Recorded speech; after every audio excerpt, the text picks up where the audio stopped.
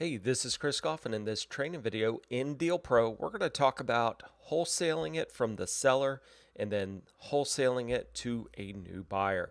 All right, so if we scroll down using the same examples I've been using throughout this training in REIPro, so after repaired value 415, so that's going to be our top number. And then we're going to start subtracting down all of the expenses and potential profits to really get us to a all cash offer. So as we scroll down, estimated cost of repairs is going to be 48,000.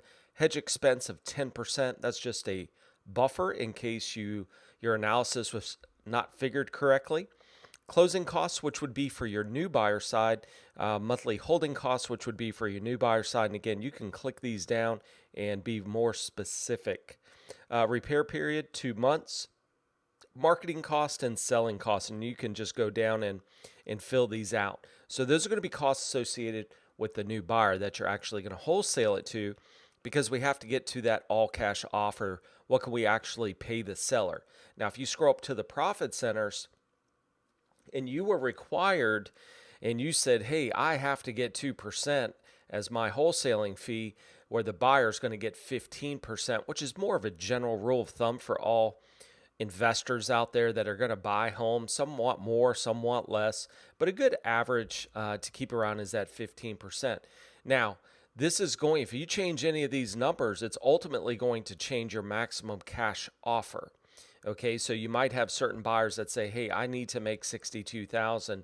Well, if they want to make 62,000 with these numbers, then we'd have to offer the seller that 234,000. Now, again, you can change these numbers up. Obviously, we got to get the deal to work for the seller and the new buyer.